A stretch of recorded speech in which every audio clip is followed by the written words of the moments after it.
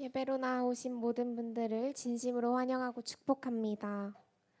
저희 오늘 함께 찾고 싶은 말씀은요. 마태복음 7장 7절에서 8절입니다. 마태복음 7장 7절에서 8절 말씀입니다. 다 찾으셨으면 한 목소리로 함께 읽을까요? 시작. 구하라 그리하면 너희에게 주실 것이요 찾으라 그리하면 찾아낼 것이요 문을 두드리라 그리하면 너희에게 열릴 것이니 구하는 이마다 받을 것이요 찾는 이는 찾아낼 것이요 두드리는 이에게는 열릴 것이니라. 아멘. 예배를 준비하면서 어떤 마음을 나눠야 할까 고민하는 중에 앉아서 묵상을 먼저 하기로 했습니다.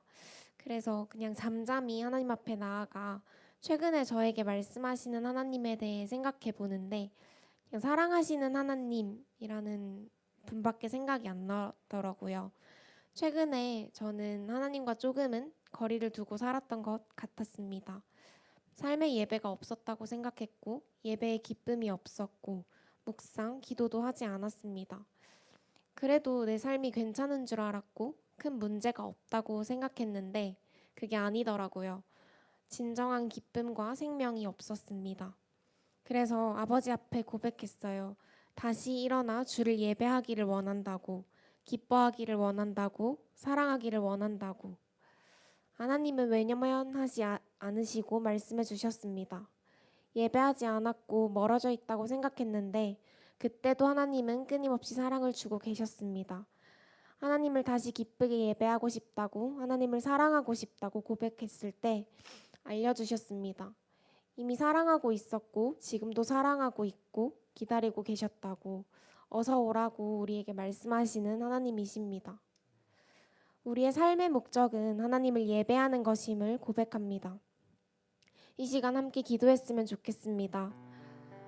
우리가 드리는 예배가 그저 형식적인 예배로 지나가는 것이 아니라 우리의 마음을 열어 진정으로 드리는 예배가 되기를 원합니다. 성령님께 구하며 나아갑시다. 우리의 마음을 주장해 달라고. 그래서 이 예배가 하나님을 만나는 주님의 임재를 경험하는 예배가 되기를 원합니다. 함께 기도하겠습니다.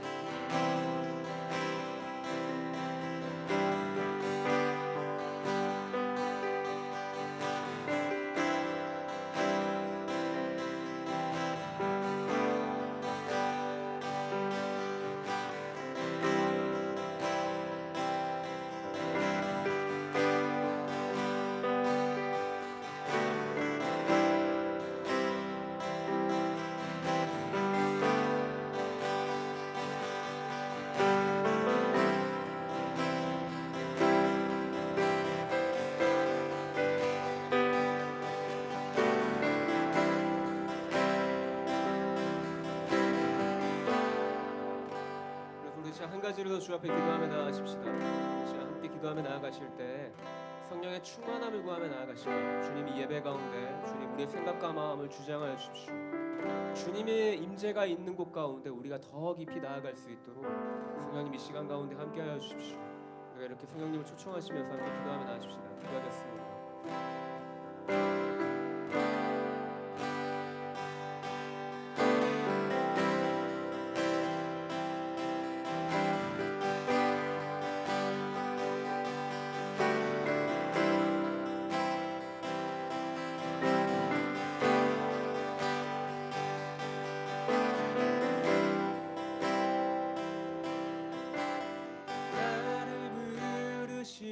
주가 이루어 주시는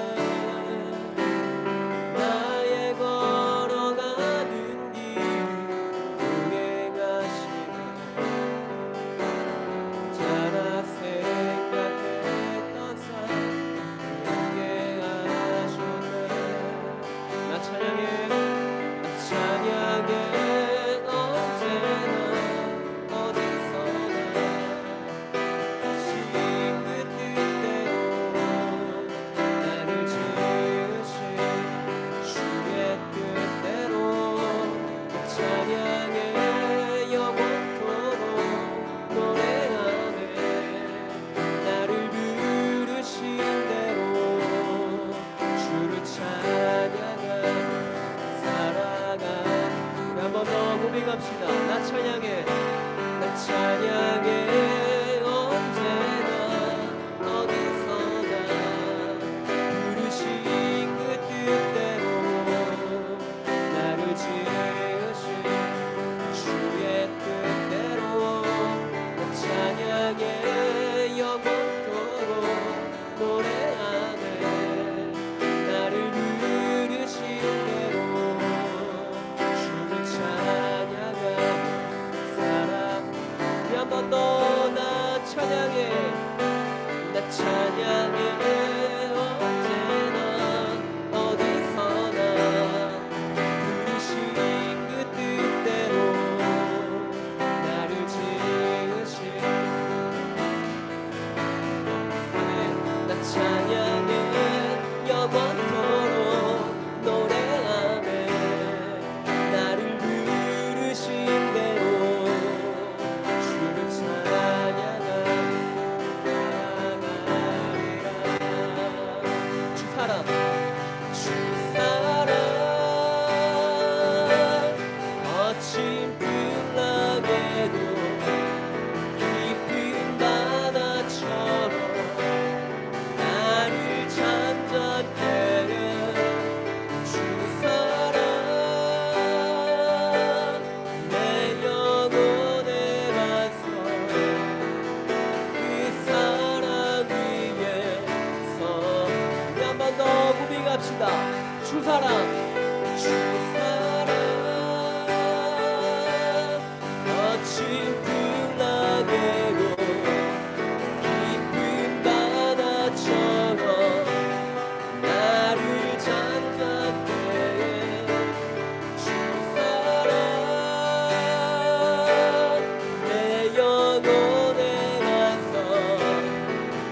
그 사랑 위에서 주 사랑, 주 사랑 거친 풍랑에도 깊은 바다처럼 잠잠케 하네. 주 사랑 내 영혼의 반석. 그 사랑 위에 서리. 주 사랑, 주 사랑 거친 풍랑에도 깊은 바다처럼 나를 잠잠케 해. 주 사랑 내 영혼의 반석. 그 사랑 위에 서리. 그 사랑 위에 서리. 그 사랑 위에 서. 다시 한 번 더 고백합시다. 그 사랑 위에 서리. 그 사랑 위에 서리.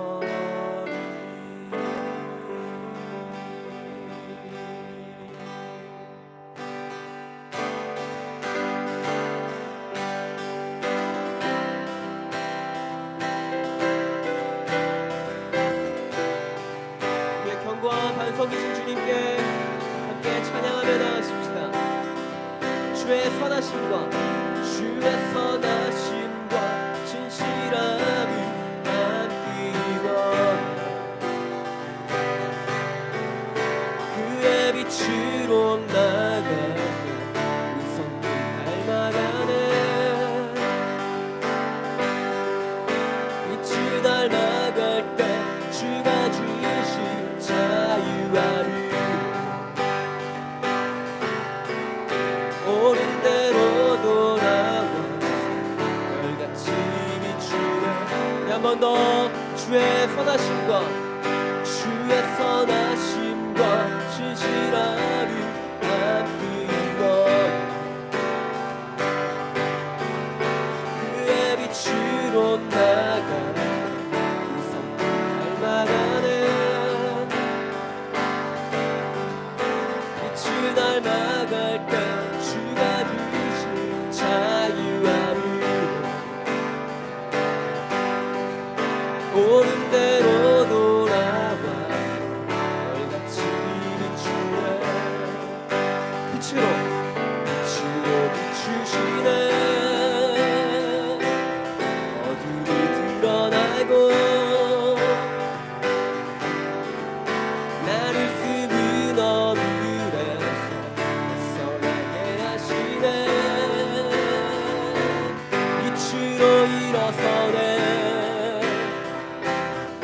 어둠이 밝혀지고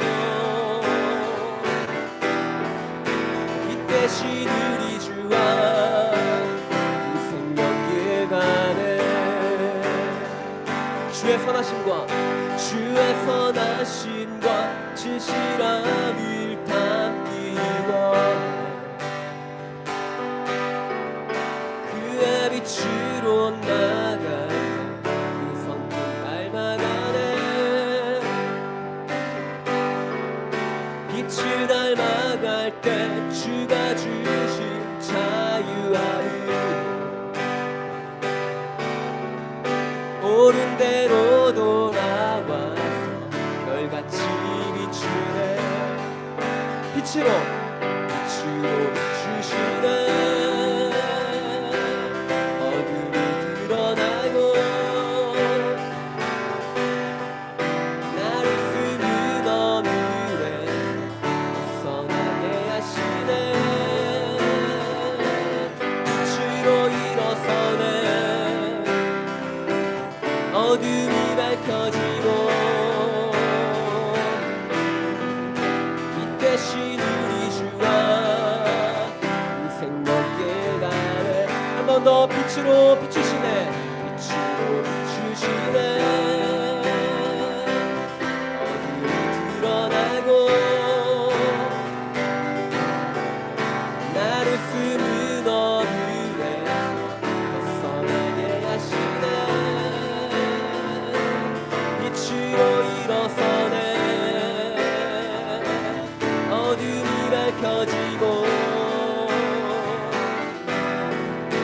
이때 신우리 주와 생명길 가네 우리 영혼에게 선포합시다 내 영혼아 내 영혼아 일어나 주의 빛바라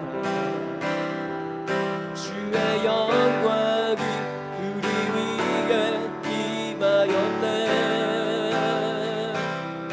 내 영혼아 내 영혼아 일어나 주의 빛바라 주의 영광이 우리 위에 임하였네 다시 한 번 더 내 영혼아 내 영혼아 일어나 주의 빛바라 주의 영광이 우리 위에 임하였네 다시 한 번 더 우리 영혼에게 내 영혼아 내 영혼아 일어나 주의 빛바라 주의 영광이 우리 위에 임하였네 주로 비추시네 어둠이 드러나고 나를 숨은 어둠에서 벗어나게 하시네 빛으로 일어서네 어둠이 밝혀지고 이때 신우리 주와 생명길 가네 다시 한 번 더 빛으로 비추시네 어둠이 드러나고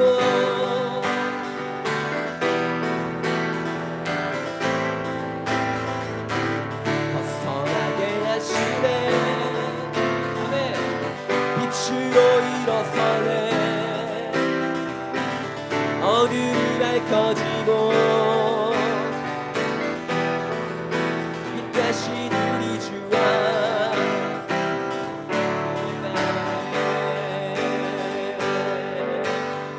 내 영혼에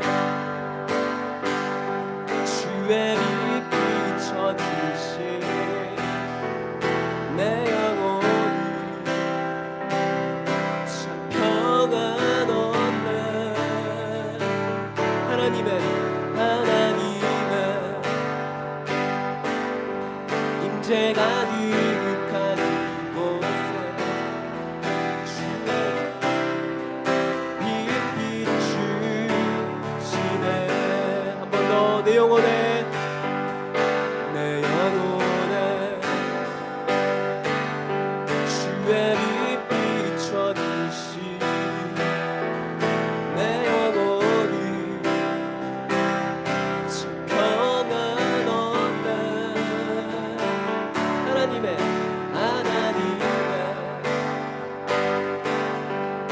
번째 가득한 이곳에 빛 비추시네. 모든 어둠 물러가고 모든 어둠 물러가고 새 아침 밝아오네. 왕 되신 주님께 엎드려 경배할 때 경배하리 경배하리 신령과 진정으로 내 삶 다해 내 삶 다해 힘 다해 하나님이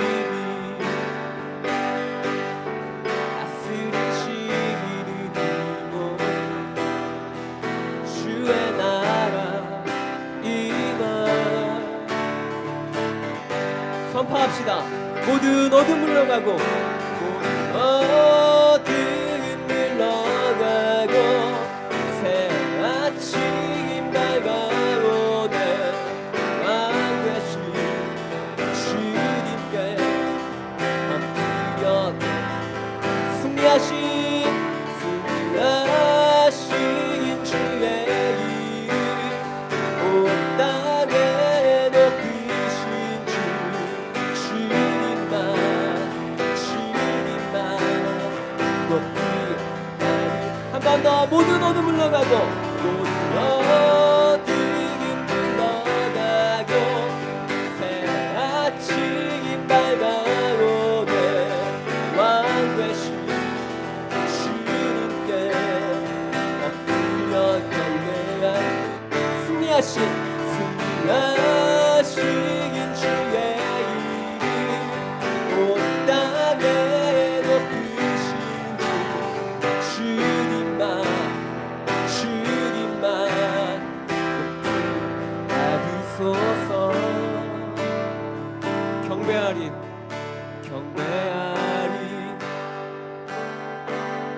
신령과 진정으로 내 삶 다해 힘 다해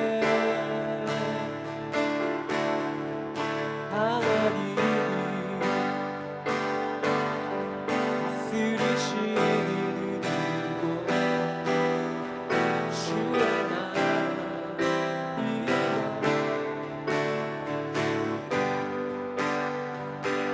경배하리 신령과 진정으로 내 삶 다해 내 힘 다해 하나님이 다스리시는 이곳에 주의 나라 임하시네.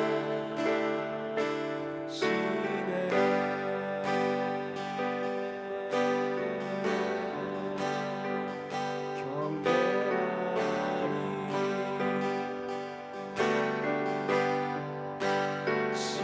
신령과 진정으로 내 삶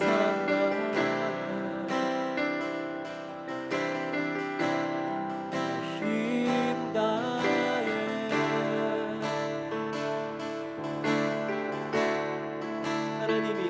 하나님이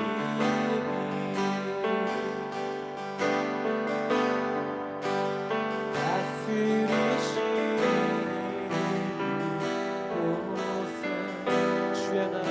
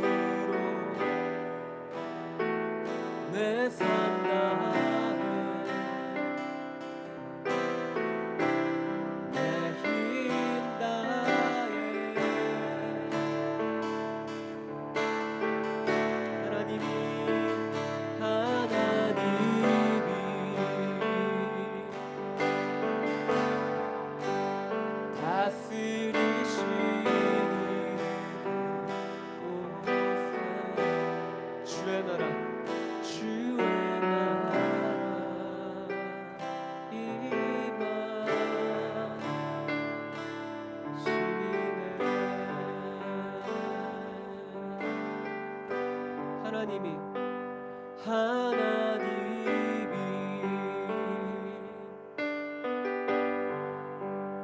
다스리시는 이곳에 주의 나라 임하시네.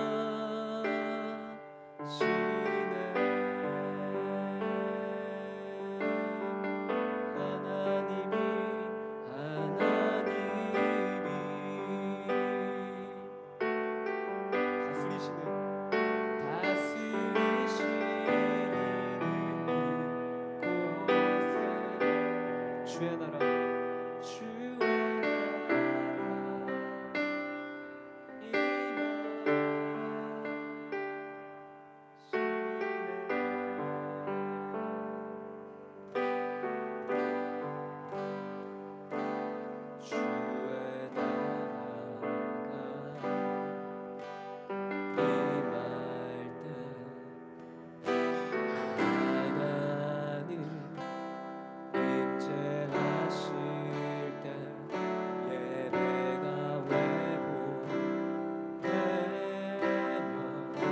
기적은 일어나네. 기적은 일어나. 전능하신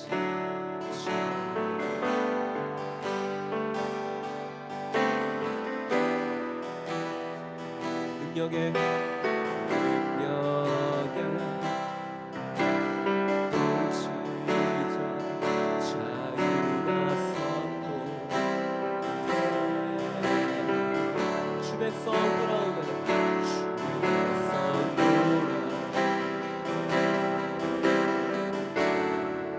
하나님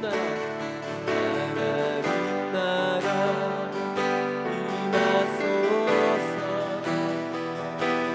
영광과 존귀 능력과 위엄 사랑을 적의 하나님 지금 이곳에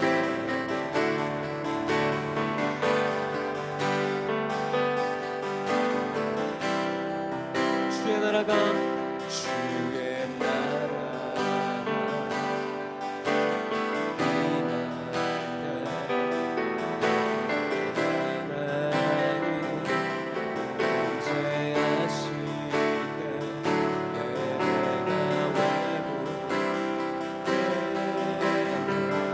기적은 일어납니다. 기적은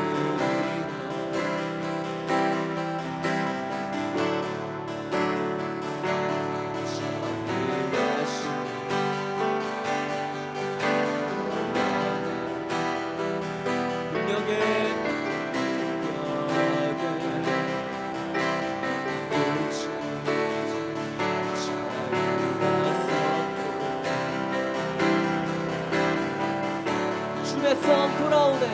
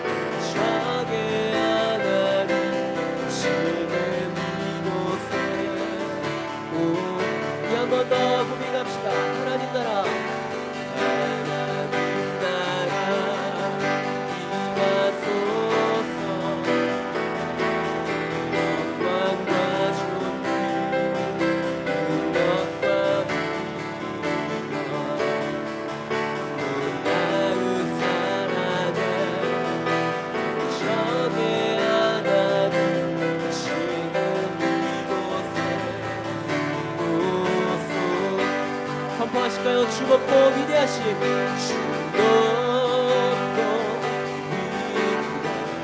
위대하시니 크게 외쳐 선포하네. 나의 왕 주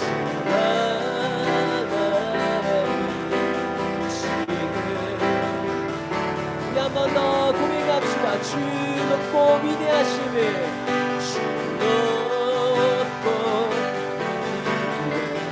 위대하심을 크게 외쳐 선포하네.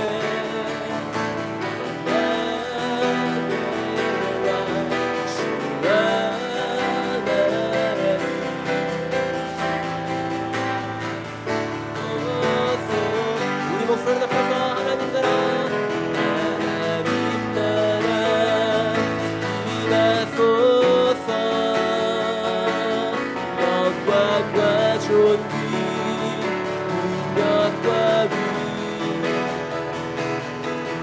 놀라운 사랑에 적의 하나님 지금 이곳에 오소.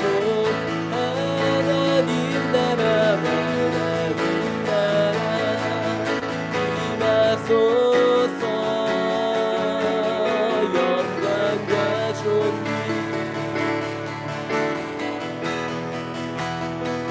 놀라운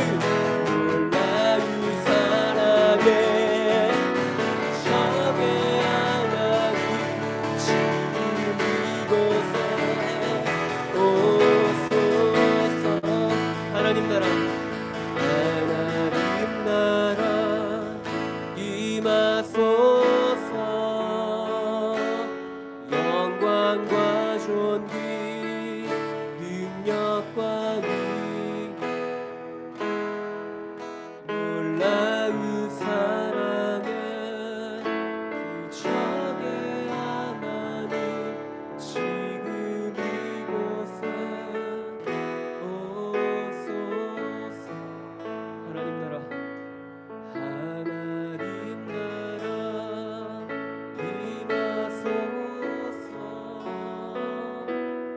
영광과 존귀 능력과 위엄 놀라운 사랑에 그 적의 하나님 지금 이곳에. 마지막으로 하나님 나라 임하소서. 영광과 존귀 능력과 위엄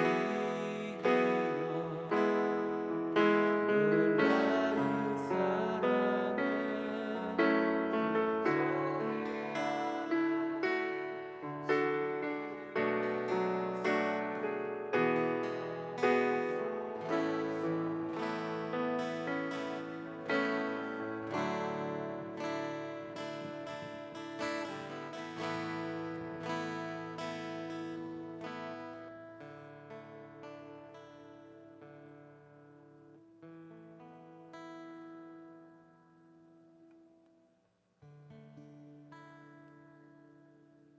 위대하신 하나님, 놀라우신 하나님, 사랑의 하나님, 아버지, 나의 하나님, 또 우리 하나님인 줄을 고백합니다.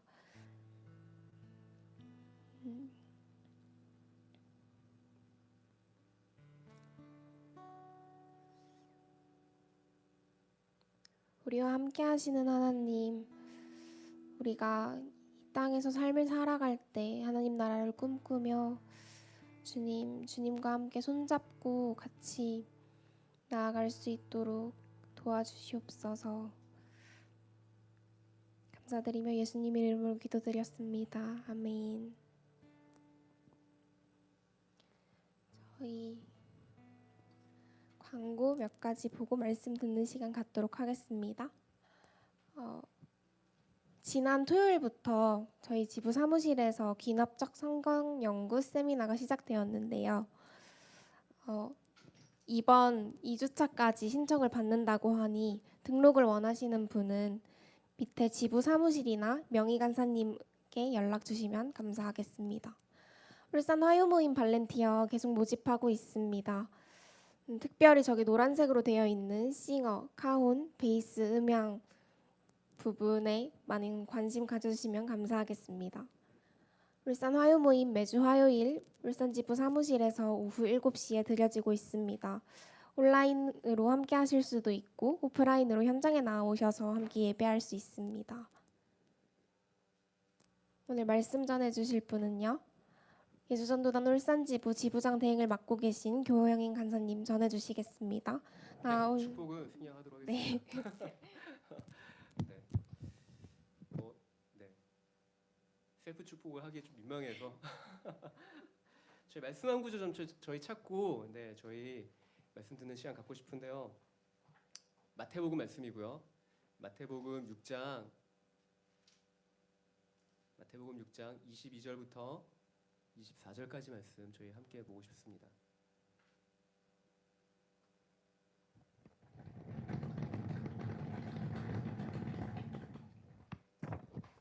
마태복음 6장 22절부터 24절까지 말씀입니다. 신약 성경 8페이지고요. 혹시나 저희 영상으로 함께하고 계신 분들 중에 이렇게 종이 성경으로 실제 이게 종이 성경으로 찾으시는 분들은 신약 성경 8페이지를 찾으시면 되겠습니다. 마태복음 6장 22절부터 24절 저희 한 목소리로 다 같이 한번 읽어보실까요? 마태복음 자 함께 읽도록 하겠습니다. 눈은 몸의 등불이니 그러므로 내 눈이 성하면 온 몸이 밝을 것이요 눈이 나쁘며 온 몸이 어두울 것이니 그러므로 내게 있는 빛이 어두우면 그 어두움이 얼마나 더하겠느냐. 한 사람이 두 주인을 섬기지 못할 것이니 혹 이를 미워하고 저를 사랑하거나 혹 이를 중히 여기고 저를 경히 여김이라. 너희가 하나님과 재물을 겸하여 섬기지 못하느니라. 아멘. 저희가 잘 아는 말씀이죠, 사실. 많이 들어보셨죠? 한 사람이 두 주인을 섬기지 못한다. 하나님과 재물을 겸하여 섬길 수 없다라는 이 마태복음에 기록된 이 내용은 여러분들이 익숙히 많이 들어보신 내용인 걸로 제가 예상을 합니다. 그래서 오늘은 사실 주제가 여러분들 예상하시다시피 누구나가 좋아하고 관심을 가질 만한 주제죠. 사실 오늘의 주제는 돈이죠. 사실 돈에 대한 이야기를 할 건데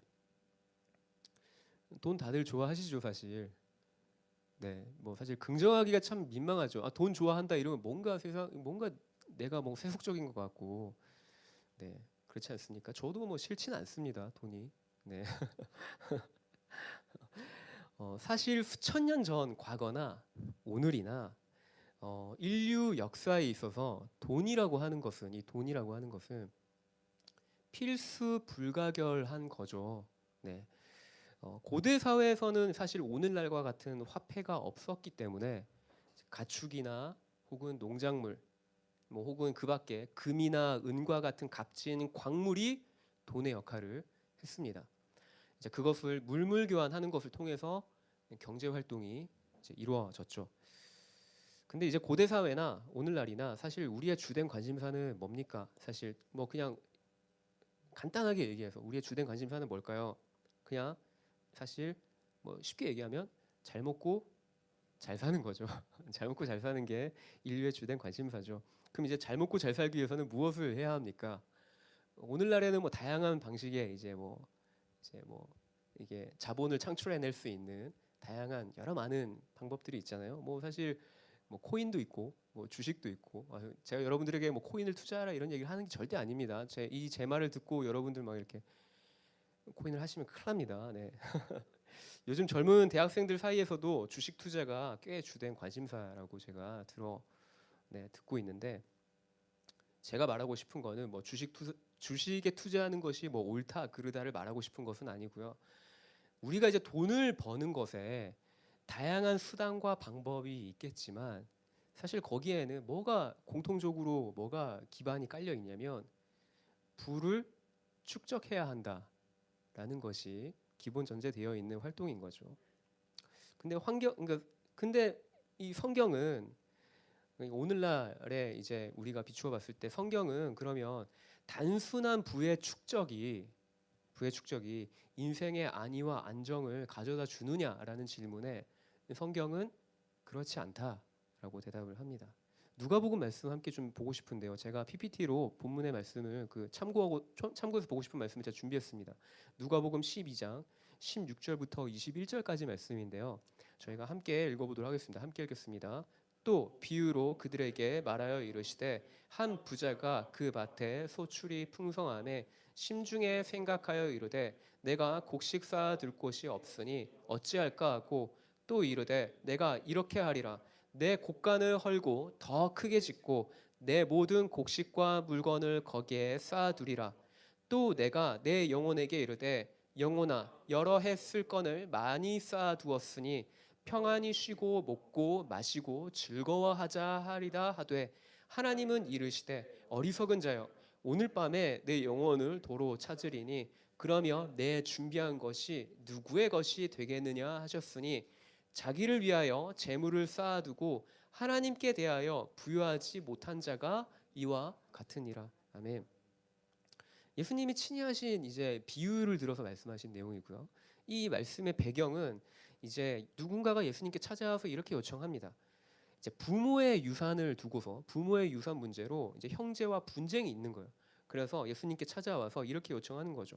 자신의 형을 좀 설득해서 이 부모의 유산을 나와 좀 나누어 가질 수 있도록 예수님이 좀 그 나의 형에게 가서 좀 말 좀 해주십시오라는 거죠. 근데 이제 예수님이 그것에 대해서 방금 전과 같이 비유로 말씀을 하신 겁니다. 이 방금 전에 말씀을 하시기 전에 예수님이 자기가 하고자 하는 말을 어떻게 요약을 하셨냐면 15절에 보면 이건 PPT로 준비 안 돼 있는데 15절에 보면 사람의 생명이 그 소유에 넉넉한데 있지 아니하니라 라는 말씀을 하시고서 지금 이 비유를 방금 전에 읽은 비유를 예수님이 말씀하신 거예요. 그럼 정말로 사람의 생명이 그 소유의 넉넉함에 있지 않은지를 좀 저희가 살펴보고 싶습니다. 구약 성경의 본문을 좀 저희가 보고 싶은데요. 창세기가 아니라 출애굽기 6장. 네, 출애굽기 6장 1절입니다. 출애굽기 6장 1절. 네, 앞에 있죠. 함께 읽겠습니다. 여호와께서 모세에게 이르시되 이제 내가 바로에게 하는 일을 내가 보리라. 강한 손으로 말미암아 바로가 그들을 보내리라. 강한 손으로 말미암아 바로가 그들을 그의 땅에서 쫓아내리라. 아멘. 하나님께서 모세를 부르시면서 하시는 말씀이에요. 그 파라오에게 가서 이집트 파라오에게 가서 내 백성 이스라엘, 그러니까 하나님의 백성 이스라엘을 보내라고 이제 가서 명령을 해라라는 것이죠. 근데 사실 그 모세가 이것에 대해서 반응을 하죠. 내가 무엇이 간데 내가 이집트 왕에게 가서 내가 그런 얘기를 합니까? 라는 거죠. 근데 모세가 정말 제대로 봤어요. 현실적인 이야기를 정말 제대로 얘기를 했어요. 파라오가 모세의 말을 고지곳대로 들을 이유가 사실 없어요. 뭐 왜 듣겠습니까? 한 나라의 왕이 그 어디서 온지도 모르는 그 사람의 말을 들을 이유가 없죠. 그리고 사실 당시 이집트에는 이집트 사람의 숫자보다 히브리 사람, 그들이 노예로 부리고 있는 히브리 사람의 숫자가 더 많았어요. 이게 뭘 얘기하냐면 이집트를 돌아가게 하는 주된 노동력은 노예, 히브리 사람들이었다라는 거예요. 그러니까 더더욱 파라오의 입장에서는 지금 모세가 말도 안 되는 소리를 하고 있는 거예요. 야, 지금 너희가 다 나가면 너희가 다 내보내라고? 야, 무슨 소리야? 말도 안 되는 소리를 하지만 너희가 다 나가면 지금 짓고 있는 피라미드는 누가 지어? 라는 거죠. 결국 하나님께서는 파라오의 고집을 꺾기 위해서 이집트에 10가지의 재앙을 내리십니다. 근데 우리가 좀 주목해서 봐야 할 것은 이집트에 닥친 재앙은 단순히 초자연적인 현상과 기적으로 되게 엄청난 신기한 재앙들이 이집트에 10가지의 재앙이 쏟아지잖아요. 그러니까 막 사람으로서는 도무지 감당이 안 되는 아주 초자연적인 현상을 통해서 파라오를 압도하고자 했던 것이 전부가 사실 아니에요.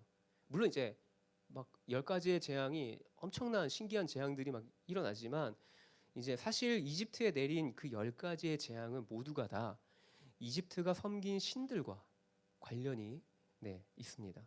그래서 출애굽기 7장부터 그 재앙이 등장하는데 우리가 잘 알다시피 첫 재앙이 뭐죠? 첫 번째 재앙이 그렇죠. 나일강이 피로 변하는 재앙입니다. 그리고 이 재앙이 이집트 사람들에게는 꽤 타격이 컸습니다. 왜냐하면 이집트는 일찍부터 농사를 짓는 농경 국가였어요. 그럴 수 있었던 것이 바로 지리적으로 뭐가 있었기 때문이죠? 나일강이 나일강이 있었기 때문이죠. 그래서 이집트 사람들은 나일강에 물을 공급하는 신, 나일강 신, 이 지금 앞에 나와 있죠. 하피라고 하는 나일강 신을 섬겼어요. 고대로부터 나일강은 이집트의 젖줄이었습니다. 그들의 농사에 있어서 필요한 물의 공급이 이 나일강의 범람으로 가능했다라는 것이죠. 근데 그런 나일강이 피로 변하면서 당장 농작물에 공급되어야 할 물의 공급이 불가능해지는 것이죠. 예로부터 물은 생명을 뜻하고 피는 죽음을 뜻했습니다. 이집트 사람이 생명처럼 여기는 그 나일강에 물을 공급하는 나일강 신 이 하피라고 하는 존재가 그것을 피로 변하게 한 여호와 하나님의 권능을 당해내지 못한 거예요. 이것은 무엇을 의미합니까? 오직 여호와 하나님만이 생명과 죽음을 관장하는 신이다라는 것을 첫 번째 재앙 때부터 이미 하나님은 이집트 사람들에게 보여주신 거예요. 너희가 섬기는 그 나일강 신이 그 너희가 의존할 만한 그 농작물을 잘 되게 하는 그런 공급자가 아니야라는 거죠. 두 번째 재앙은 무엇이죠? 두 번째 재앙은 출애굽기 8장에 등장하는 개구리 재앙입니다. 왜 하필 개구리였을까를 좀 질문해 볼 필요가 있어요. 이제 나일강이 피로 변했고 두 번째는 이제 개구리가 막 이제 육지로 올라와 가지고 막 그 파라오가 그 거하는 그 왕궁 의자에도 막 이렇게 앉아 있고 막 이런 건데 이것도 이집트 사람들이 섬기는 신과 관련이 있습니다. 첫 번째 재앙으로 인해서 나일강이 피로 변했습니다. 이 첫 번째 재앙으로 인해서 사실 이집트는 큰 타격을 입었어요. 농작물에 큰 타격이 있었고 심지어 강에 사는 그 강에 사는 대부분의 생물이 다 죽었습니다. 물고기도 다 강에 사는 물고기들 다 죽고 했는데 그럼에도 불구하고 그 첫 재앙에도 살아남을 수 있었던 동물이 있었어요. 그것이 바로 개구리입니다. 개구리는 양서류죠. 네, 양서류입니다.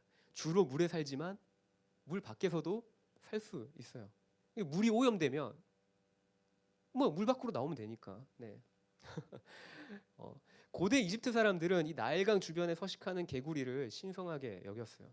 그래서 다음 슬라이드 보여주시면, 그래서 이 개구리를 이 나일강 주변에 살고 있는 이 개구리를 이제 다산과 부활의 여신, 이집트 사람들이 섬기던 헥트라고 하는 여신이 있어요. 지금 여기 앞에 형상을 보시면 개구리죠.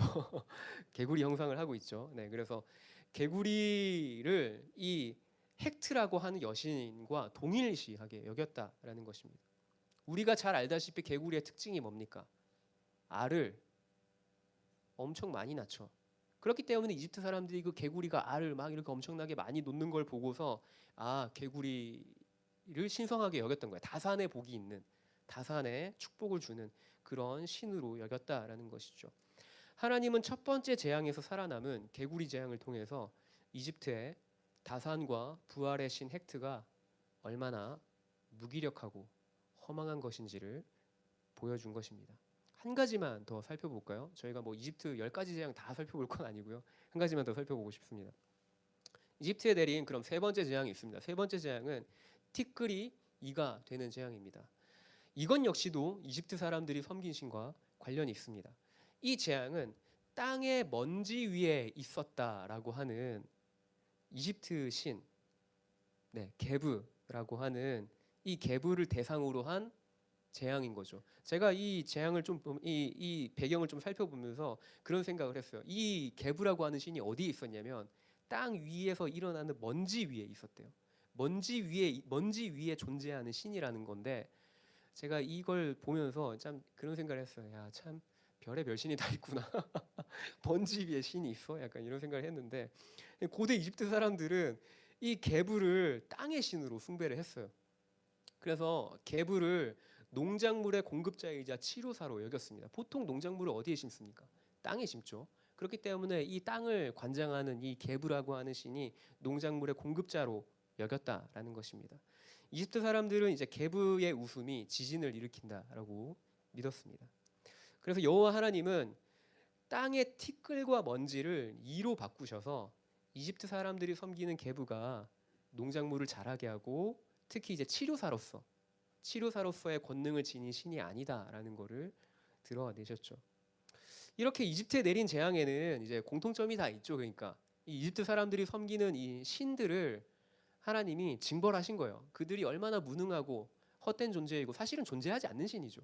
이 신들은 사람이 만들어낸 거고 존재하지 않아요, 사실.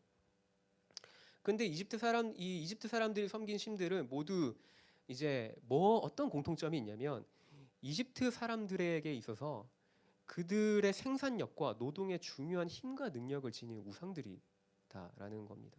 요약하자면 이걸 좀 쉽게 얘기하자면 그들의 먹고 사는 문제에 이 신들이 매우 중요했다라는 것이죠.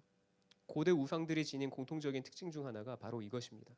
숭배하는 방식이나 모양은 나라마다 차이가 있지만 각 지역의 문화와 삶의 양식에 따라서 결국 그들의 뭐와 연결되어 있냐면 그들의 먹고 사는 문제에 우상은 매우 중요한 의미를 지닌 존재였다라는 것이죠. 요즘 제가 묵상하고 있는 성경 본문은 열왕기서인데요. 열왕기서에서도 동일한 내용을 찾아볼 수 있습니다. 열왕기상 말씀이고요. 저희 본문을 띄워주시면 저희가 함께 읽어보면 좋을 것 같습니다. 열왕기상 17장 1절 말씀입니다. 저희 함께 읽어보도록 하겠습니다. 길르앗에 우거하는 자 중에 디셉 사람 엘리야가 아합에게 말하되 내가 섬기는 이스라엘의 하나님 여호와께서 살아계심을 두고 맹세하노니 내 말이 없으면 수년 동안 비도 이슬도 있지 아니하니. 우리가 잘 아는 엘리야와 아합의 이야기입니다. 아합은 북이스라엘 왕 중에 가장 악한 왕이었다라는 평가를 받는 인물입니다. 아합을 악한 왕으로 평가한 다양한 이유 중 하나는 바알 신앙, 가나안의 토속신 바알 신앙을 이스라엘에 퍼뜨린 것이 이제 아합이 악했다라고 하는 그 근거 중에 하나인 것이죠. 결국 하나님은 선지자 엘리야를 아합에게 보내서 이스라엘에 수년간의 가뭄이 지속될 것을 말씀하십니다. 근데 왜 하필 가뭄이었을까요? 뭐 다른 방식도 있잖아요. 가뭄 말고도 다른 방식으로도 이스라엘을 징계하실 수 있고 징벌하실 수 있고 너희가 지금 잘못된 길로 가고 있다라는 거를 다른 방식으로도 그들을 이렇게 벌하셔서 돌아오게끔 하실 수 있는데 왜 하필 가뭄이었냐? 이스라엘의 우상 숭배를 단순히 벌할 목적이었다면 단순히 벌하는 게 목적이었다면 뭐 다른 방식을 택하실 수도 있겠지만 하나님이 원하셨던 거는 이 가나안 사람들이 섬겼던 바알이라고 하는 이 우상이 얼마나 헛된 존재인지를 하나님이 좀 드러내고 싶으셨던 겁니다. 바알은 어떤 신이냐면 고대 가나안 사람들이 숭배했던 그 가나안 지경의 토속신입니다. 이스라엘이 가나안을 정복하기 전부터 가나안 사람들은 이 바알이라는 신을 숭배해 왔습니다. 바알의 이름 뜻은 앞에서 나와 있듯이 주인, 왕이라는 이름 뜻을 가지고 있어요. 그럼 이 신의 능력이 무엇이냐?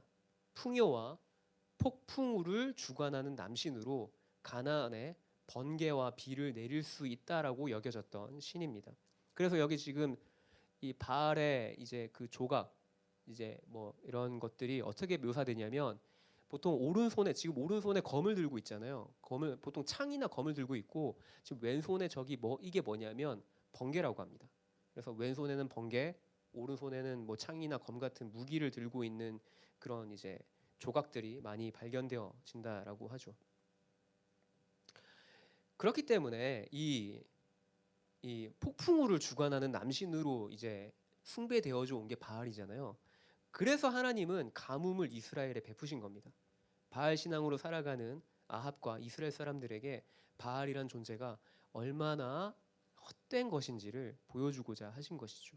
그리고 이 바알의 무능함은 증명이 됩니다. 3년 6개월 동안 비가 안 와요. 이스라엘에 3년 6개월 동안 비가 오지 않았고 결국 이제 850명의 바알과 아세라 선지자 그리고 엘리야가 이제 서로 대결을 하죠. 그것을 통해서 증명이 됩니다. 바알이 정령 폭풍우를 주관하는 신이라고 한다면 하늘로부터 비를 내리는 것은 물론이고 번개를 내려서 제단 위에 재물을 태울 수 있을 것입니다. 엘리야가 아합에게 제안한 것이 바로 그것이죠. 서로 각기 다른 제단을 쌓고 재물을 놓은 다음에 각자가 섬기는 신에게 기도를 올려서 그 기도의 응답으로 불이 내려와서 재물을 태우면 그 재물을 태우는 쪽이 진정한 참신이 아니겠냐라는 것이죠. 그래서 이 대결을 통해서 하늘로부터 비를 내리고 또는 불을 내릴 수 있는 능력이 바알이 아니라 지금 방금 전에 보셨던 이 바알이 아니라 하나님께 있음을 엘리야를 통해서 하나님이 증명해 보이셨죠. 나타내셨죠. 그럼에도 불구하고 이스라엘은 그들의 삶 속에서 바알 신앙을 완전히 벗어버리지 못합니다. 우리는 간혹 성경을 보면서 좀 답답해합니다. 성경에 기록된 이스라엘의 모습이 어떨 때는 너무 바보 같고 사실 야 그걸 두 눈으로 직접 봤으면 당연히 바알이 거짓인 게 드러났는데 버려야지 그걸 왜 계속 썩은 동아줄을 붙잡고 있듯이 그걸 왜 붙잡고 있지? 라고 생각을 하죠. 하지만 이스라엘 백성이 여호와 하나님을 버리고 바알을 쫓았던 데에는 그럴 만한 이유가 있습니다. 우리가 말씀을 좀 참고해서 보고 싶은데 신명기 말씀이고요. 제가 준비해 뒀습니다. 네, 8절부터 12절까지인데 함께 읽도록 하겠습니다. 함께 읽겠습니다. 그러므로 너희는 내가 오늘 너희에게 명하는 모든 명령을 지키라. 그리하면 너희가 강성할 것이요 너희가 건너가 차지할 땅에 들어가서 그것을 차지할 것이며 또 여호와께서 너희 조상 맹세하여 그들과 그들의 후손에게 주리라고 하신 땅 곧 젖과 꿀이 흐르는 땅에서 너희의 날이 장구하리라. 내가 들어가 차지하려 하는 땅은 내가 나온 애굽 땅과 같지 아니하니 거기에서는 너희가 파종한 후에 발로 물대기를 채소밭에 댐과 같이 하였거니와 너희가 건너가서 차지할 땅은 산과 골짜기가 있어서 하늘에서 내리는 비를 흡수하는 땅이요 내 하나님 여호와께서 돌보아 주시는 땅이라 연초부터 연말까지 내 하나님 여호와의 눈이 항상 그 위에 있느니라. 아멘. 우리가 흔히 성경에 표현된 그 젖과 꿀이 흐르는 땅이라는 표현 때문에 우리가 가나안 땅에 대한 오해가 한 가지 있습니다. 뭐냐면 가나안 땅이 풍요로운 땅이라는 오해가 좀 있어요. 왜냐하면 젖과 꿀이 흐른다고 하니까 그럼 그 땅은 정말 되게 환경적으로 되게 풍요로운 땅이겠구나라고 이제 오해를 하는 것이죠. 하지만 하나님 그 가나안 땅은 땅 자체로만 보자면 그다지 풍요로운 땅은 아닙니다. 가나안의 주된 생산품이 뭐였냐면 젖과 꿀입니다. 그러니까 하나님이 젖과 꿀이 흐르는 땅이다라는 표현은 그 땅의 풍요로움을 빗대어서 말씀하셨다라기보다 실제로 그러니까 하나님이 이스라엘 백성들을 향해서 가스라이팅을 하신 건 아니에요. 야, 이 풍요롭지도 않은데 야, 이 땅은 풍요로운 땅이야, 풍요로운 땅이라고 이렇게 가스라이팅 하신 게 아니라 실제 가나안 사람들의 주 산업이 목축과 양봉이에요. 목축과 양봉이기 때문에 그 목축을 통해서 뭘 얻겠습니까? 젖을 얻겠죠. 양봉을 통해서 뭘 얻겠습니까? 꿀을 얻겠죠. 그렇기 때문에 그 가나안 땅의 주된 상품이 젖과 꿀이기 때문에 젖과 꿀이 흐르는 땅이라고 말씀하신 거예요. 그러니까 팩트를 얘기하신 건데 우리는 이제 계속 이제 그 땅이 젖과 꿀이 흐르면 환경적으로 굉장히 풍요롭겠구나라고 오해를 한다라는 것이죠. 근데 가나안 사람들의 주 산업, 주된 그 산업이 목축과 양봉이다라는 것은 무엇을 의미하냐면 곡식을 심고 가꿀 수 있는 환경으로서는 그다지 이렇게 매력적인 땅이 아니다라는 겁니다. 그들의 주된 산업이 목축과 양봉에 집중되어 있다라는 것 자체가 곡식을 파종해서 뭔가 거기서부터 풍성한 결실을 얻기에는 적합하지 않은 땅이다라는 것이죠. 우리가 방금 읽은 신명기 말씀에 그것이 잘 설명되어 있습니다. 한 10절을 다시 한번 띄워 주실까요? 10절. 네. 10절을 참고해서 보시면 네, 10절을 참고해서 보시면 이렇게 되어 있죠. 내가 들어가 차지하려는 땅은 너가 나온 애굽 땅과 같지 않다라고 되어 있죠. 애굽 땅은 사실 나일강의 범람 때문에 농경 사회를 이루기가 되게 쉬워요. 근데 하나님이 그 가나안 땅에 대해서 이렇게 얘기하시는 겁니다. 애굽 땅과 같지 않아. 거기에는 너희가 파종한 후에 여기서 말하는 거기에서는 이집트를 얘기하는 겁니다. 그러니까 이집트에서는 너희가 파종한 후에 발로 물대기를 채소밭에 댐과 같이 하였지만 11절 너희가 건너가서 차지할 땅은 산과 골짜기가 있어서 하늘에서 내리는 비를 흡수하는 땅이야라는 거죠. 그러니까 농작물에 물을 대는 게 쉽지 않다라는 걸 그러니까 하나님께서 말씀을 하셨어요. 그리고 그럼 가나안은 비가 안 내리냐? 비가 내립니다. 비가 안 내릴 수는 없죠. 그럼 언제 비가 내리느냐? 성경에서도 이제 그 비가 내리는 시기가 소개가 되어져 있어요. 보통 이제 이른 비 그리고 늦은 비라는 이제 용어를 써서 비가 내리는 시즌을 말합니다. 이른 비는 언제 내리냐면 건기가 끝나고 우기가 시작되어지는 초가을, 그러니까 10월에서 11월 사이에 이른 비가 내려요. 이때 비가 내려야 건기로 이게 그 굳어져 있던 땅이 조금 이제 말랑말랑해지겠죠. 촉촉해지겠죠. 그렇기 때문에 이제 그 이른 비가 내려야 파종을 할 수 있고 늦은 비는 언제냐면 겨울이 끝나고 봄이 시작되어지는 3, 4월. 3, 4월이 늦은 비가 내리는 시기입니다. 그래서 이른 비가 내려서 제때 파종을 했어요. 이른 비가 제때 내려서 파종을 했어요. 그렇다 할지라도 이 늦은 비가 내리지 않으면 겨울 동안 자라난 이 농작물을 제대로 결실할 수가 없어요. 그렇기 때문에 농작물을 뭔가 이렇게 매년 농작물을 거두어 들이는 게 사실 조건이 까다로운 땅이 가나안 땅이었다라는 것이죠. 이런 조건들 때문에 가나안 사람들은 젖과 꿀을 생산하는 쪽에 집중할 수밖에 없었다라는 것이죠. 근데 문제는 이 젖과 꿀을 생산해내는 게 좋다 이거예요. 근데 문제는 젖과 꿀은 사실 엄밀히 따지고 보면 젖과 꿀은 주식입니까? 아니면 기호식품입니까? 젖과 꿀. 네, 그렇죠. 기호식품이죠. 이건 주식이 될 수가 없어요. 사람이 어떻게 매일 젖과 꿀만 먹고 살 수 있겠습니까? 같은 양의 밀과 꿀이 있다라고 가정을 해볼게요. 밀 1톤이 있고 꿀 1톤이 있어요. 어느 쪽이 더 많은 사람을 먹여 살릴 수 있습니까? 당연히 밀 1톤이죠. 왜냐하면 밀은 주식으로 삼을 수 있는 곡물이잖아요. 하지만 꿀은 매일같이 꿀을 못 먹어요. 꿀은 기호식품이기 때문에 물론 그렇기 때문에 최고급 식품이라고 하는 상품성은 있어요. 최고급 식품이라고 하는 특히 이제 고대 사회에서는 더더욱 그랬겠죠. 하지만 사람이 매일 먹고 살 수 있는 주 식량은 아니었다라는 거죠. 그런 이제 조건들을 따지고 보면 그럼 이제 결국 가나안 사람들도 결국 뭘 해야 되냐면 그 척박한 환경에서 결국 뭘 선택해야 되냐면 농사를 지어야 합니다. 그러니까 주된 산업이 젖과 꿀을 생산하는 쪽에 집중은 돼 있어도 어쨌든 그들도 주식으로 먹고 살아야 할 곡식이 나와야 되기 때문에 농사를 짓는다라는 것이죠. 그래서 가나안 사람들이 뭐가 중요했냐면 그렇기 때문에 바알 숭배가 중요했던 거예요. 그들의 주신으로서 적절한 때에 비를 내리고 농경 사회의 풍요를 가져다 주는 바알이 가나안 사람들에게 있어야만 했던 것입니다. 그럼 이 같은 척박한 땅을 하나님은 왜 축복의 땅이라고 말씀하시면서 이스라엘에게 기업으로 주셨을까요? 절대 가스라이팅이 아닙니다. 가스라이팅 하신 건 아니고 그건 바로 가나안이 모든 환경과 조건을 다 갖추어진 풍족한 곳이어서가 아니라 저희가 방금 읽었던 본문의 말씀 가운데 12절 한번 띄워주실래요? 12절.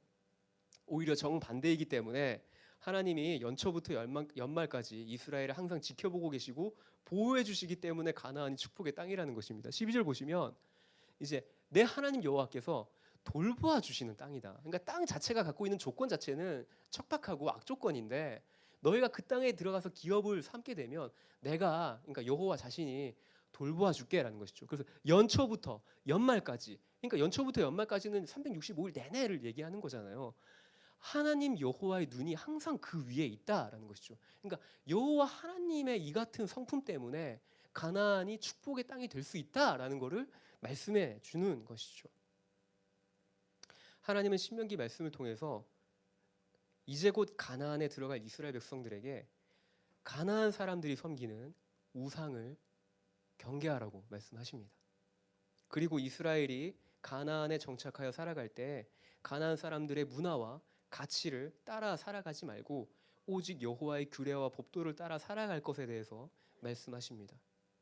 눈에는 보이지 않지만 여호와 하나님이 눈에는 보이지는 않지만 여호와의 계명을 쫓는 믿음의 삶을 살아가라라고 하는 것이죠. 근데 문제는 여호와가 눈에 보이지 않다는 데 있습니다. 가나안에 도착해서 정착하여서 살아보니까 실제로 살아보니까 당장 눈에 보이는 현실이 눈에 보이지 않는 여호와 하나님보다는 눈에 보이는 바알 신상을 의존하게 만들었다라는 겁니다. 현실이 녹록하지 않았다라는 것이죠. 사실 신명기에 기록된 하나님의 율법은 어떤 면에서는 가나안의 삶의 방식과 가치에 비해서 손해를 보는 것처럼 느껴졌습니다. 단적인 예로 안식일에 노동을 하면 안 되었었죠. 안식일을 거룩히 지키라라는 명령은 이스라엘을 이집트로부터 건지신 하나님의 구원의 역사와 깊이 연관이 되어져 있습니다. 400년 가까이 이집트에서 압제와 억압을 받았던 삶에서부터 그들을 구원하신 구원자가 하나님임을 기억하라는 것이죠. 그리고 또 한 가지는 안식일을 지키는 것을 통해서 그 가축과 집안에 속해 있는 가축과 집에 속해 있는 모든 종들이 쉼을 얻을 수 있었습니다. 근데 뭐 가나안 사람들은 그런 거 없죠. 가나안 사람들이 굳이 안식일에 쉴 이유가 뭐가 있겠습니까? 이스라엘이 안식일을 지키면서 쉬는 그 순간에도 가나안 사람들은 아마 일을 했을 것입니다. 이스라엘보다 더 많은 노동과 생산을 통해 눈에 보이는 이득을 취했을 것이에요.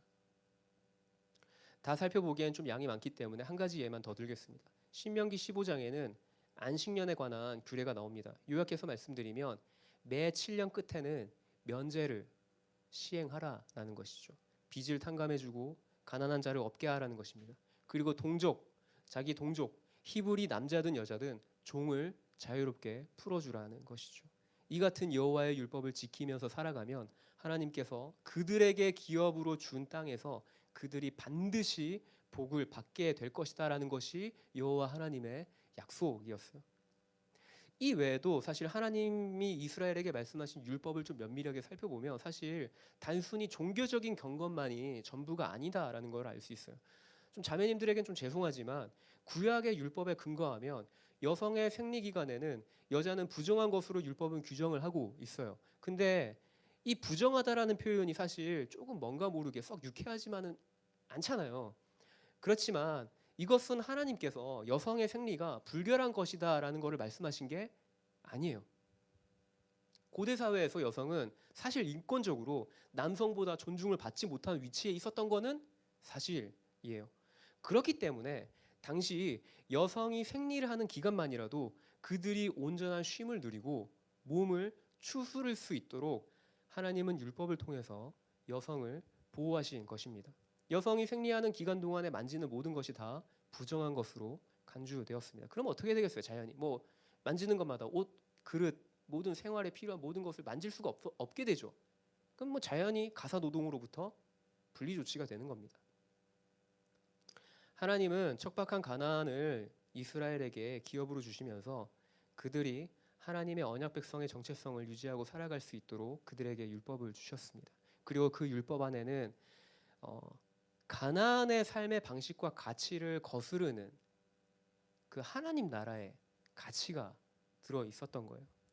사람과 생명을 귀하게 여기고 이웃과 가난한 자를 구제하고 종에게 자유를 베푸는 삶이 하나님이 이스라엘 백성에게 원하시는 삶의 모습이었어요. 하지만 눈에 보이는 현실이 그렇지 못했죠. 가나안의 현실은 당장 먹고 사는 문제에 집중하게 만들었던 거예요. 율법대로 살면 하나님이 우리에게 주신 율법대로 살면 상대적으로 가나안의 삶의 방식과 비교해 봤을 때 뭔가 손해를 보는 것 같았어요. 그래서 눈에 보이지도 않는 하나님의 율법을 지키느니 눈에 보이는 바알 신상을 숭배하는 것이 더 현실적이고 그것이 내 삶을 더 윤택하고 풍요롭게 하는 것처럼 보였다라는 것이죠. 오늘 본문으로 되돌아와서 예수님은 말씀하십니다. 한 사람이 두 주인을 섬길 수 없나니 혹 이를 미워하고 저를 사랑하거나 혹 이를 중히 여기고 저를 경히 여긴다라고 합니다. 하나님과 재물을 겸하여 섬길 수 없다라는 말에서 그 두 주인의 정체가 밝혀지죠. 하나는 하나님이고 또 다른 하나는 재물이죠. 사실 돈이라고 하는 것은 가치 중립적인 것입니다. 돈은 사람의 생활에 있어서 필요한 도구입니다. 근데 예수님은 우리에게 그 재물이 도구인 재물이 우리의 삶의 주인의 위치에까지도 오를 수 있다라고 말씀을 하고 계신 겁니다.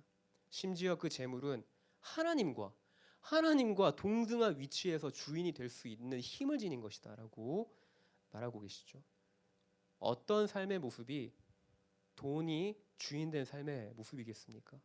그 앞절을 보시면 돈이 주인된 삶의 모습이 묘사가 되어져 있어요. 오늘 읽었던 마태복음 저희가 읽은 본문 가운데 24절 앞에 있는 22절과 23절을 보시면 이렇게 기록되어져 있습니다. 제가 읽어드리겠습니다. 눈은 몸의 등불이니 그러므로 내 눈이 성하면 온 몸이 밝을 것이요 눈이 나쁘면 온 몸이 어두울 것이니 그러므로 내게 있는 빛이 어두우면 그 어두움이 얼마나 더하겠느냐. 방금 읽은 이 눈의 비유가 재물과 어떤 상관관계가 있을까요? 사실 이 본문 내용이 재물이라는 주제에서는 좀 생뚱맞아 보이기도 합니다. 어떤 면에서는. 하지만 재물이라는 주제의 맥락 안에서 좀 더 깊이 생각해 보면 일관성을 찾을 수 있습니다. 이 비유의 초점, 눈의 비유의 초점은 나쁘면이라고 표현하신 이 나쁘면에 있습니다. 여기서 나쁜이란 단어는 헬라어 포네로스라고 하는 단어가 사용되어지는데 이 포네로스라고 그러니까 나쁘면이라고 번역되어진 이 포네로스의 그 직역은 악하다, 악한이라고 하는 의미를 지닌 형용사입니다. 마음의 창인 눈을 통해 악한 것이 들어와서 온 몸을 망치는 이미지를 떠올려 보면 이해하기가 쉬울 거라고 생각되어집니다. 다시 말해서 우리의 시선이 온통 재물에 가 있고 재물을 쫓는 삶이 곧 재물을 우상으로 재물을 내 삶의 주인으로 섬기는 삶이다라는 것이죠.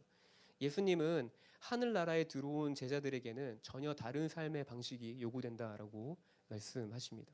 우리는 재물의 마음이 빼앗겨서 보는 눈이 나빠서 온 마음이 어둡고 오로지 무엇을 먹고 입을 것인지에 관심을 두고 사는 사람이 아니라는 것이죠.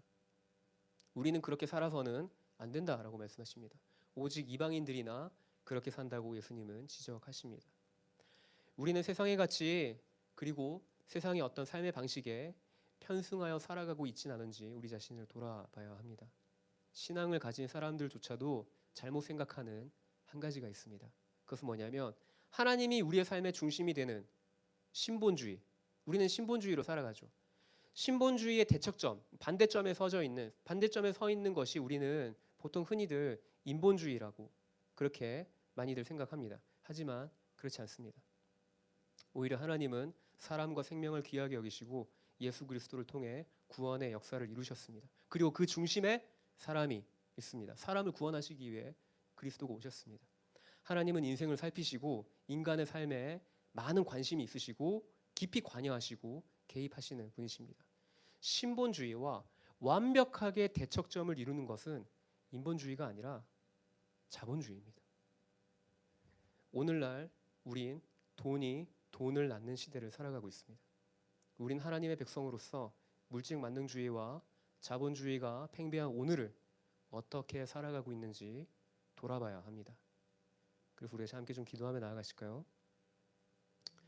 세상의 가치관은 많은 소유를 누리는 것 그리고 더 많은 부를 축적하는 것이 우리의 삶을 안정되게 한다라고 말합니다. 특히 미래에 대한 불안은 우리로 하여금 더 많은 것을 비축하고 쌓아두는 것에 집중하게 만듭니다. 하지만 믿음으로 사는 삶은 환경과 여건이 어떠하든 하나님의 인도와 보호에 의존하여 살아가는 삶입니다. 하나님이 나의 공급자이시기 때문에 돈의 많고 적음을 떠나서 때론 손해를 본다 할지라도 하나님이 말씀하신 기준을 따라서 사람과 생명을 살리는 일에 우리가 가진 소유를 기꺼이 나누고 깨뜨릴 수 있는 삶을 살아간다라는 것이죠. 환경의 풍족함이나 어떠한 궁핍함에 굴하지 않고 살아가야 하는 것이 바로 하나님의 백성으로서의 삶이다라는 것입니다. 혹 저와 여러분의 무의식 속에 세상의 가치에 젖어가서 살아가고 있는 모습이 있지 않은지 우리는 좀 돌아보기를 소망합니다. 당장 눈앞에 보여지는 것은 사실 현실이에요.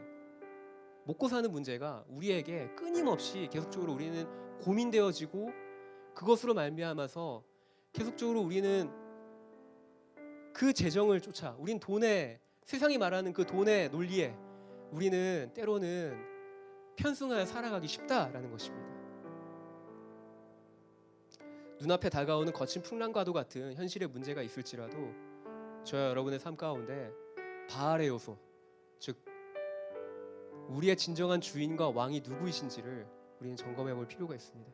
우리의 삶에 바알의 요소가 있다라고 한다면 그것을 제거하고 믿음으로 하나님의 뜻을 쫓아서 비록 현실의 문제가 있다 할지라도 우리가 거기에 주눅들지 않고 타협하지 않고 하나님이 우리에게 말씀하신 그 진리와 윤리와 법도를 따라 하나님의 법을 따라 살아가는 것을 선택하며 나아가는 저와 여러분이 되어지도록 우리가 이 시간 함께 기도하기 소망합니다. 함께 기도하시겠습니다.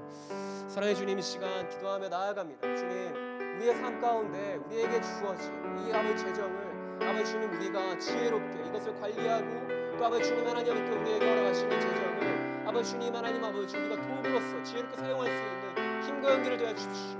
주님, 주님이 우리에게 아버지 주님 허락하신 아버지 주님 그 아버지 주님 우리의 삶의 자리에서 우리는 계속적으로 주님이 우리의 선한 공급자 되시고 아버지 주님 우리의 진정한 주인이 되시고 왕이신 것을 우리가 고백하며 살아가길 소망합니다. 주님 하나님 아버지 우리의 가진 소유를 깨트릴 수 있게 하시고 우리가 가진 것들을 기꺼이 나눌 수 있는 아버지 주님 우리의 태도가 되어지길 소망합니다. 세상의 가치에 비교하여서 우리가 비록 아버지 주님 손해를 본다 할지라도 하나님께서 우리에게 말씀하신 언약 백성의 정체성을 잃어버리지 아니하고 아버지 주님 주님께서 말씀하신 것에 우리가 우리의 믿음을 고백하며 우리가 주 앞에 기도하며 나아가기 소망하오니 주님께서 역사해 주십시오.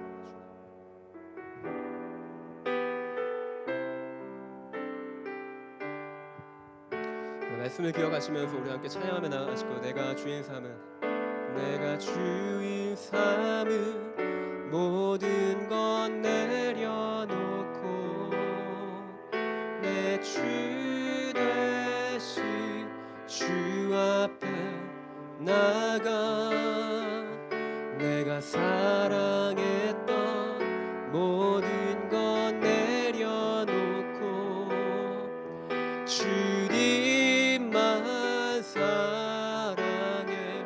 우리 한 번 더 내가 주인 삼은 모든 것 내려놓고 내 주 되신 주 앞에 나가 내가 사랑했던 모든 것 내려놓고 주님만 사랑해. 주 사랑 거친 풍랑에도 깊은 바다처럼 나를 잠잠케 해. 주 사랑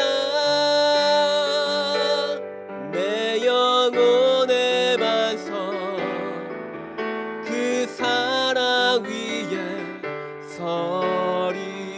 한 번 더 주 사랑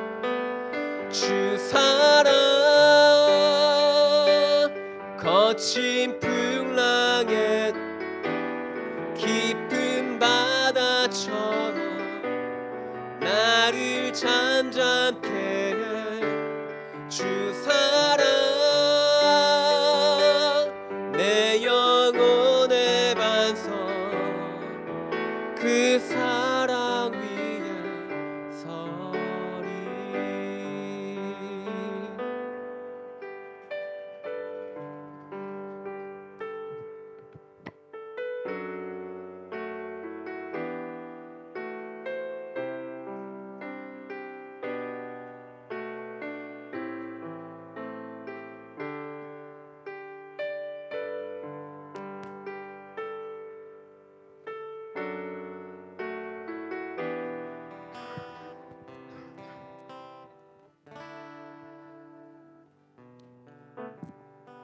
이 시간 열방을 위해서 함께 기도하고 싶습니다. 지난주와 동일하게 이스라엘과 하마스의 전쟁을 두고 기도하고 싶은데요. 날이 가면 갈수록 계속 상황이 심각해지는 이 전쟁이 우리는 언제 끝날지 알 수 없습니다. 그러나 전쟁은 하나님께 속한 것이기에 전쟁에 능하신 하나님께서 일하신다는 것을 고백하며 기도하기를 원합니다. 이스라엘 하마스 전쟁이 빠른 시간 안에 끝나도록 더 이상 희생자들이 나오지 않도록 또 그 땅에 빨리 평화가 찾아올 수 있도록 기도하였으면 좋겠습니다. 피난민들과 유가족들 또한 불안, 두려움 그리고 고통과 아픔 가운데 있는 사람들을 위해 하나님의 위로하심이 함께하기를 그 땅을 위하여 함께 기도하며 나아가겠습니다.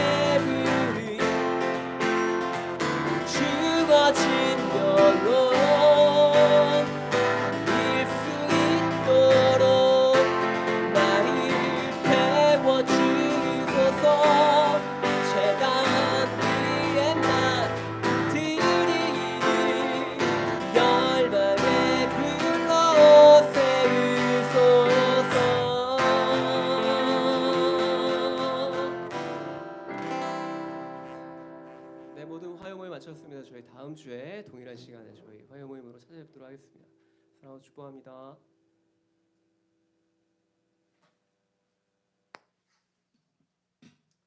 고맙습니다, 다들.